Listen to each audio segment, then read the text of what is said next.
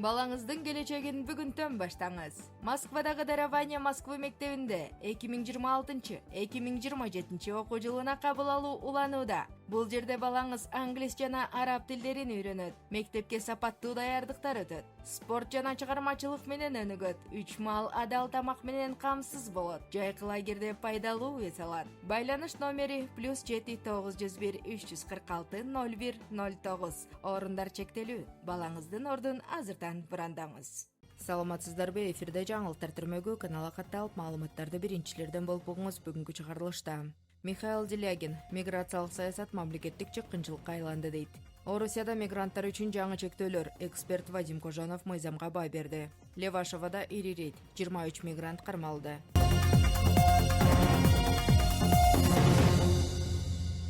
Орусиялык саясатчы Михаил Делягин өлкөдөгү миграциялык саясат боюнча өтө катуу билдирүү жасап, учурдагы мамлекеттик мамилени мамлекеттик деңгээлдеги чыккынчылык деп атады.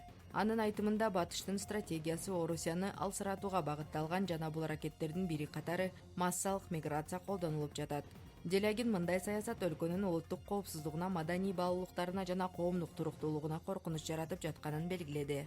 Саясатчынын пикиринде бүгүнкү күндө негизги көйгөй мыйзамсыз миграция эмес, тескерисинче мыйзамдуу негизде жүргүзүлүп жаткан миграциялык саясат болуп саналат.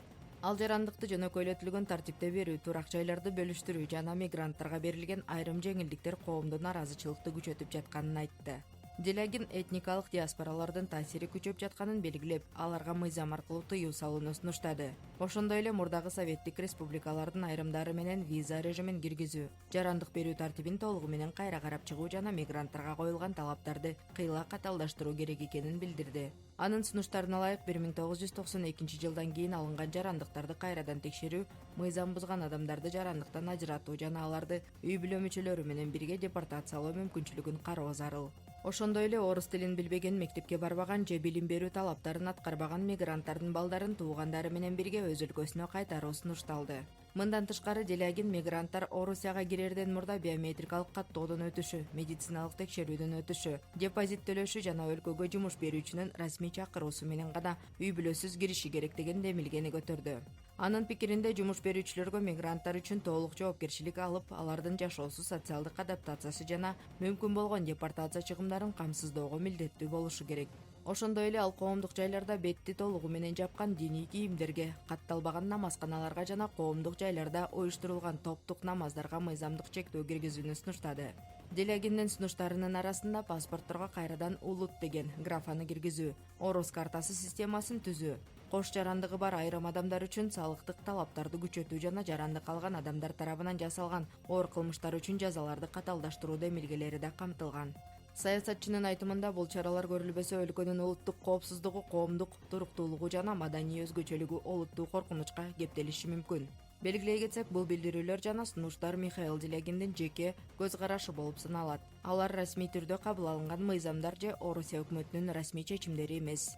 Орусияда мигранттарга карата мыйзамдар дагы бир жолу каталдашууда. Федерация кеңеши соттуулугу жоюлбаган же алынбаган чет элдик жарандарга Орусиянын жарандыгын жана туруктуу жашоого уруксат берүүгө тыюу салган мыйзамды жактырды. Миграция боюнча эксперт Вадим Кожановдун айтымында, бул мыйзам негизинен жарандык алуу тартибин жөнгө салат жана бардык мигранттарга бирдей тиешелүү эмес.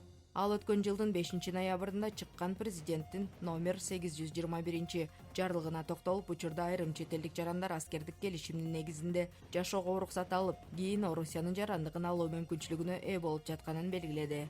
Кожановдун айтымында, мындай тартип айрым учурларда кылмыш жоопкерчилигине тартылган адамдарга да колдонулушу мүмкүн. Ошол эле учурда эксперт жаңы мыйзам Орусияга эмгек ишмердүүлүгү үчүн расмий уруксат менен келген мигранттарга түздөн түз тиешелүү эмес экенин билдирди. Анын айтымында, документ негизинен жарандык жана жашап турууга уруксат берүү маселелерин жөнгө салууга багытталган. Мындан тышкары 21-июлда мамлекеттик дума дагы бир мыйзам долбоорун кабыл алып, административдик укук бузуулар үчүн депортациялоого негиз боло турган учурлардын тизмесин кеңейтти. Эми жынысына, расасына, улутуна тасмырлоо, ошондой эле экстремизмге байланышкан айрым административдик укук бузууларда чет өлкөлүк жарандарды өлкөдөн чыгарууга негиз болушу мүмкүн. Эксперттердин пикиринде, акыркы өзгөртүүлөр миграциялык мыйзамдарды күчөтүүгө жана жарандык алуу менен менен өлкөдө жашоого коюлган талаптарды дагы да катаалдаштырууга багытталган. Санкт-Петербургдун Левашова конушунда мыйзамсыз миграцияга каршы кеңири масштабдагы рейд жүргүзүлүп, анын жыйынтыгында 23 чет элдик жаран полиция бөлүмүнө жеткирилди. Рейдтин жүрүшүндө укук коргоо кызматкерлери 5 базар кампасын, бир курулуш аянтын жана мигранттар жашаган деп эсептелген 168 жеке турак үйдү текшеришти. Полициянын маалыматына ылайык жалпысынан 457 адамдын өздүгүн тастыктаган документтери текшерилген. Алардын ичинен 137си чет өлкөлүк жарандар болгон.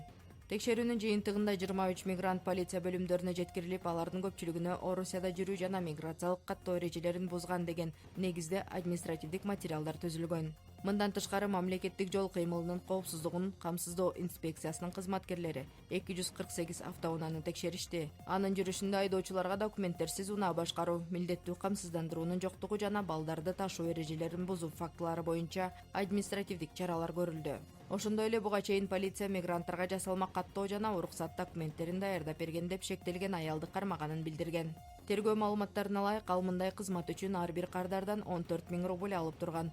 Укук коргоо органдары мыйзамсыз миграцияга каршы рейдтер мындан ары да улантыларын билдиришти. Кабарлар официалдуу МВД Россия сайтынан алынды.